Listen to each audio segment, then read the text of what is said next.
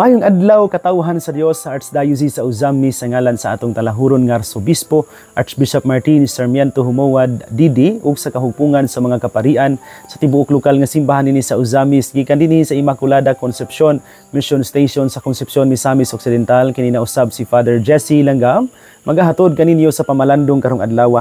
Adlaw karon nga Sabado sa ikasiyam nga tuig sulod sa ordinaryong panahon sa kalendaryo sa atong simbahan, Hunyo 8, 2024. Karong adlaw mga igsuon ato usab nga gisaulog ang kapiyastahan sa putli nga kasing-kasing sa bulahang Birhen Maria kon Feast of the Immaculate Heart of Mary. Ang ebanghelyo nga atong pamalandungan karong adlaw mga igsuon atong kutloon gikan sa ebanghelyo sumala ni San Lucas. Matag tuig, muadto sa Jerusalem ang mga ginikanan ni Jesus aron pagsaulog sa pangilin sa pagsaylo. Sa napulog duha ka tuig na si Jesus, nangadto sila sa pangilin ingon sa naandan. Sa pagkatapos sa mga adlaw sa pangilin na mauli sila, apan nagpabilin sa Jerusalem ang bata nga si Jesus. Wala mahibalo ni ini ang iyang mga ginikanan. Nagtuo sila nga nahiuban si Jesus sa panon ug sa nakalakat na sila usa ka adlaw, ipangita nila siya dito sa ilang mga paryente ug mga higala. Apan wala siya nila hikaplagi busa, mibalik sila sa Jerusalem sa pagpangita kaniya. Sa ikatulo ka adlaw, hikaplagan nila siya dito sa templo. Naglingkod uban sa mga magtutudlo, namati kanila ug nangutana. Ang tanan nga nakadungog kaniya nahibulong sa iyang maalamong mga tubag. Nahibulong ang iyang mga ginikanan sa pagkakita nila kaniya ug miingon ang iyang inahan kaniya, "Anak, nganong gibuhat mo man kini kanamo? Ako ug ang imong amahan nabalaka pag-ayo nga nangita kanimo."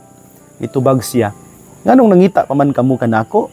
Wala ba kamo masayod nga kinahanglang anhi gayud ako sa balay sa akong amahan?"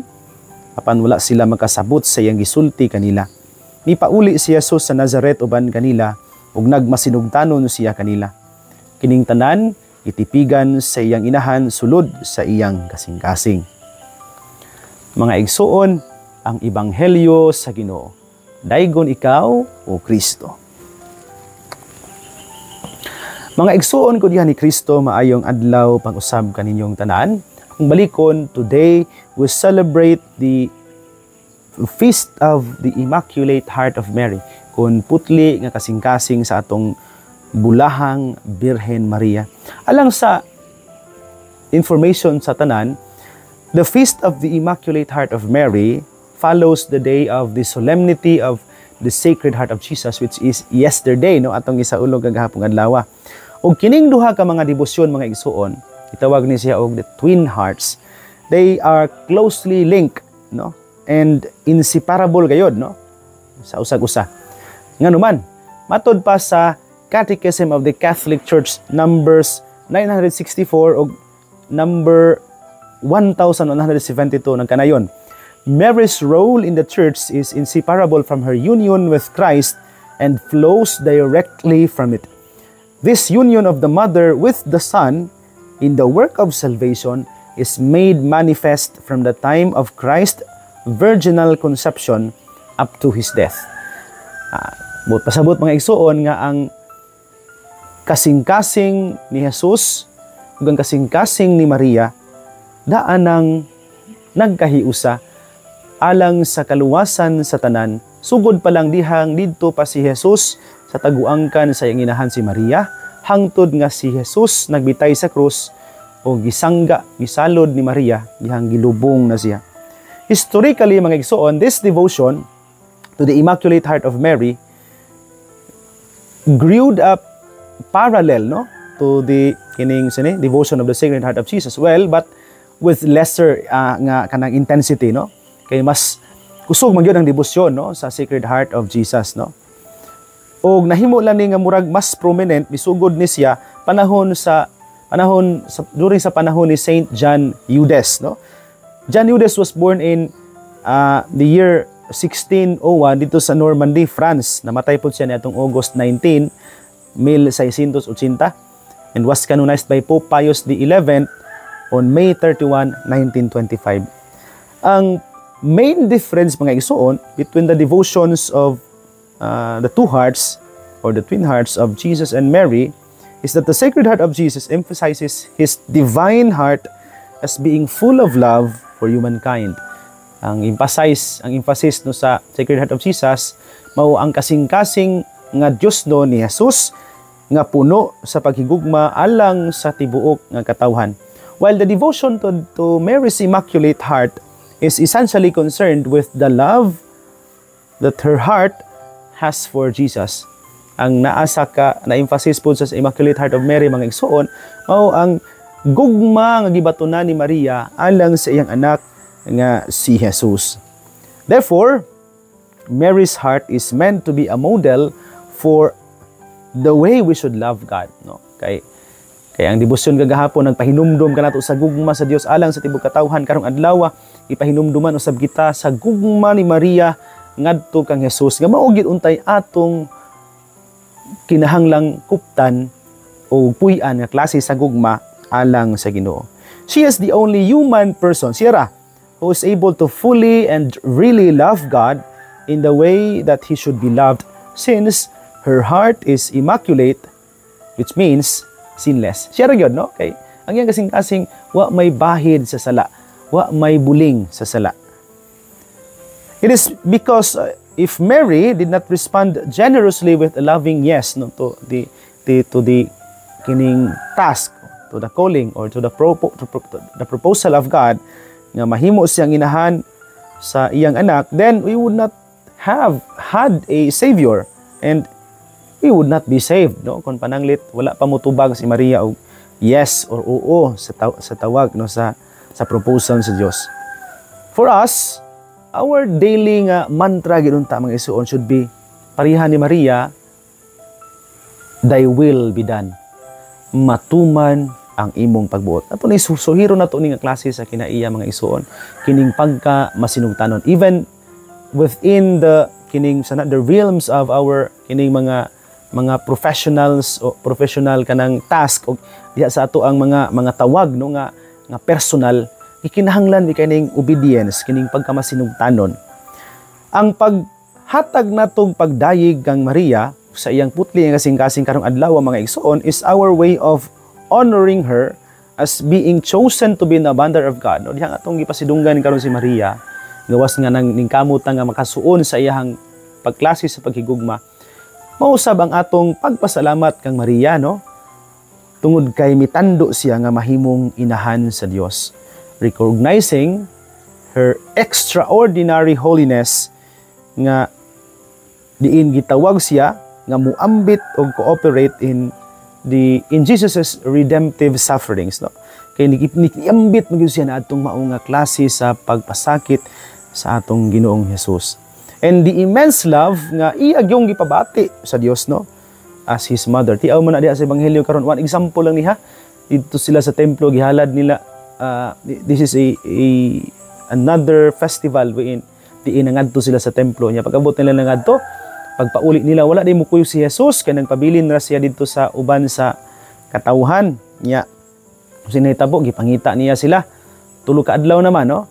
Nakita nila siya dito sa templo. Niya giingnan siya ni Maria, anong dinhi gibuhat umang kini anak kanamo sa imong amahan niya, mitubag si Jesus. Wala ba kamo makahibalo nga kinahanglan anhi gayud ako sa balay sa akong amahan, which they did not really understand.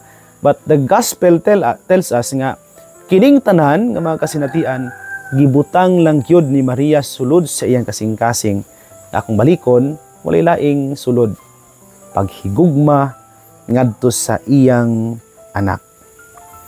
When we talk about consecration to the Immaculate Heart of Mary during the Second World War, nagsugod ni mga isuon, pinaagi ni Pope Pius XII, diin iyang gibutang ang tibuok kalibutan under the special protection of our Savior's Mother Mary by consecrating it, i-consecrate ko nun to her Immaculate Heart. And in 1944, the Pope, ang Santo Papa, nag-decree that in the future, the whole Church should celebrate the feast of the Immaculate Heart of Mary. Muna rin ito, no, nga, nisugod na yun dayon siya paglapnag, no, paglaganap kining mao nga debosyon nga to sa putli nga kasing-kasing sa atong mahal nga inahan, si Santa Maria. Today's Gospel, nga ako nang nahisgutan mga isuon, is about finding Jesus in the temple. When Mary and Joseph, sama sa akong giingon, nakita niya, giingnan niya sila, giingnan ni Maria si Jesus. Anak, nganong gibuhat human kini kanako? Nakanindot ba tungod kay human nga nitubag si Jesus, bisan ug wa kasabot si Maria o si Jose, she ponders it in her heart. Iyahan na ganang ipamalandungan, iyahang ang kining tanan, iyahang yung gitipigan sulod sa iyang kasing-kasing. Sa ato pa mga igsuon, ang piyesta sa Immaculate Heart of Mary, nag-imbitar ka nato to have a contemplative heart, no, sama pod ni Mama Mary. Makabaton unta gitag kasing-kasing, nga kahibalong mamalandong sa inadlaw-adlawng tawag sa Dios kanato. Tiyo sa kapari nag-ingon sa iyahang humiliya ba that we can recall our past in retrospection. Maka-retrospect man ta, no? Kay naman tay gasa ana. And see the hand of God in our personal history. Kana pang iniglantaw na to, balik ana dito. Ato dayon nga pangitaon ang kamot sa Dios nga naglihok diha sa atong tagsa-tag sa kinabuhi. During my before ko na-ordain sa pagka-deacon, pangayuan mi og muhatag og recollection sa mga pari, no, usa sa mga martes nya. Muni ang usa sa mga gihatag nako, ang di na ko malimtan nga titulo sa ako ang pamalandong nga gihatag sa mga pari is ang kamot sa Dios nga nagkupot kanako sukad kaniadto hangtod karon, no? Nga maoy nagiya kanako hangtod karon sukad kaniadto. It is with a contemplative heart, mga igsuon, that we become more aware of the presence of God diha sa atong kinabuhi.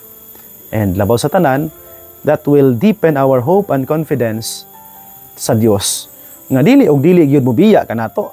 Sama nga nasulayan na nato ang iyahang pag-atiman kaniadto hangtod karon, gikan karod hangtod ugma ug puhon, labaw nang dili gyud ta pasagdan sa Ginoo.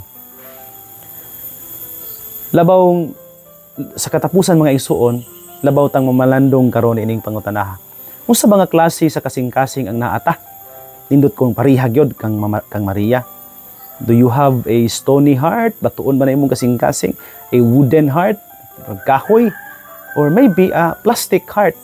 Plastic na. Laing pang pangutana is, unsa bay naa sulod sa atong kasing-kasing ang gitipigan nato? Sala? Unsa pa na klasiha sa sala, nasulod ana. Matud pa, dili gyud kuno malinaw ng atong kasing-kasing kung sulod diha na atay gikuptan. Kanang ara po sa meaning heart, nabay hatred, H, nabay envy, E, nabay anger, A, nabay resentment, mga pagmahay, R, o nabay timidity, tapulan, ya sulod sa atong kasing-kasing, letter T. Nanginaot ko mga igsuon nga makabaton gyud tag samang kasing-kasing ni Maria nga nahigugma sa Dios og kahibalong mamalandong ug mutan-aw aninaw sa kamot sa Dios diha sa atong tagsa-tagsa ka mga kinabuhi. Mga igsuon ko diha ni Kristo dinhi na lang kukutob apan sa dili pa nako tapuson kining pamalandong, tuguti una ko sa pagtunol sa akong greeting sa tanan nga karong adlaw nagsunod kanato nining atong programa. Akong pasalamat o pagtimbaya sa tanan nga karong adlaw nagsunod sa atong programa. Labi na itong mga suki kay natong tigpaminaw, no? Salamat kay ninyo. Labi na gyud diha sa asa kusog kaita diha sa Uzamis kaning tanan maayong adlaw ug maayong buntag, no? Diha sa kining Rusa Bison Village, akong greetings kang Tito Nick ug Mamining Fasitaka and family, kang Jose Igay Jr. and family, diha sa Lorenzo, singalan na diha nga village, no? Kang Nanay Grace Ann Pang-an and family, Dias Gango, kang Kuya Luloy, ug Ati Inday Lumakad and family, Dias Labo, kang Tatay Boy, Nanay Kunsing, may muntag niya diha, no? Hangtod sa gata, sangay diot, sangay dako, no? Gutukan diot, gutukan dako, may muntag niya diha, mga suki na tong tigpaminaw diha. Dias Tinago, kang Ma'am Janice Sinilong, kang Ma'am Oculares, no? Limot naman ko sa mga ngalan na nila, no? May muntag niya diha, no? Mga taga Tinago, no? Diha sa Banyadero pod, no? Kang Sir Alan ug Ma'am Chris Lubitania, kang Sir Dado ug Ma'am Benny Canunio and family, kang Tatay Ben ug Nanay Rafael Yastose and family, kang Nanay Helen Novo and family, maing buntag, kang Dr. Lady ug Kuya Aldrin Perez and family. Ba sila mga anak pod, no? Kang Aldriana, kang Paula, kang Japoy, good morning niyo diha, no? Kang Nanay Angie Sapero, kang sa pamilya kong, kang Nanay Ju Idol and family, kang Rodel Ogayma Alamilio and family, maing buntag. Dias Kabatuan, kang pari Ramil Uringot and family, kang pari Dudong Tumataw and family, kang nanay Sario, nanay Lourdes, nanay Gloria sa De Los Santos, Takan, Caruso family, good morning niyo diha, no? Kang pari Usfer Arivalo and family, kang Kapitan Reniel Asok and family, kang Ma'am Emma Filipino and family, kang Ma'am Marie Sukson Gamboa and family, good morning. Kang nanay Dora Liagas and family, kang board member Amy Lahay-Lahay and family sa Lahay-Lahay family, no? Kang Ma'am Josie, Ma'am Juday Lahay-Lahay sa pamilya Auman, Hermoso, pamilya Lagat, no? Labi na gyud kang Ma'am Cheryl Lagat and family, kang Ma'am Rosvilla Kalimpusan and family, kang Ma'am Marceline Primasio and family, maayong buntag niyo diha, no? Kang Ma'am Nida Munoz and family, kang Primitivo Elena Lausa and family, maayong adlaw, maayong buntag. Kang Ma'am Emma Tuba and family, no? Kang Kuya Richard Bation and family Despulot, kang Mami Hazel Bahian sa pamilya Laranjo Amparado Junson Macabio, good morning, no? Kang Nanay Rosie Maghano and family, kang Alfaro Cañete and family, salamat kay ninyo, no? Sa pamilya Alforque, kang pare Julmar Sige and family, kang Sir Imo Nelson Limpahan and family, kang Kuya Sani Gati Marites Waminal and family, good morning, no? Kang Sir Sani Ma'am Baby Neri and family, good morning, salamat kay ninyo. Sa tanan nga nagsunod dining programa dihang napita, salamat, maayong adlaw, maayong buntag. Ako pod nga salamat sa mga vendors nato diha sa merkado, no? Salamat kay kang labi na gyud kang Ate Marivic Raagas and family, maayong buntag. Ako pod nga greetings sa mga taga Clarin, no? Kang Ma'am Del Magati Adila Bacod, kang Sir Don Miguel Nunez, no? Good morning, no? Kang Nanay Waning, no? Good morning niyo diha, no? Diha pod sa Pangabuan, sa Santa Maria, diha sa Tanggob, kang Ma'am Gabriela Acalar, Ma'am Irene Palgan, good morning niyo diha, no? Salamat kaayo. Kang Sir Joel Aclao diha, salamat kaayo ninyo. Kang Marifi pod og Julien Ladion diha sa Clarin gihapon, no? Mayong buntag. Sa pamilya Cos diha sa Panaon, mayong buntag, no? Sa tanan nga nagsulod nining atong programa, o sa walay puas ng suporta sa atong pagpaningkamot, pagbalapnag sa Ebanghelyo diha sa kahanginan, pinaagi sa DXDD. Salamat kay ninyong tanan sa inyong makanunayon nga suporta. Mga igsuon, dinhin na lang kukutob akong balikon, Happy Fiesta, Immaculate Heart of Mary. Ug gayog kalimot, ang pulong sa Dios ang ngayan gayud nga pamation, pamalandungan ug paningkamutan nga mapuy-an. Bulahan ang tawo nga naningkamot magpuyo sa pulong ni Jesus, kay sama siya sa sakakahoy nga gitanom daplin sa sapa. Kansang mga dahon bisan kunting init dili gayud malaya, og timpo sa ting bunga muhatag siya kanunay gaayong bunga. Igsuon ugma na usab uban sa panabang ug pagama sa atong mahal nga inahan si Santa Maria, atong gitawag mga misamisnon ug ang Birhen sa kuta, ang Dios sa kanunay magapanalangin unta kaninyo. Sa ngalan sa Amahan ug sa Anak ug sa Espiritu Santo. Amen. Magamping ug magampo kanunay, igsuon.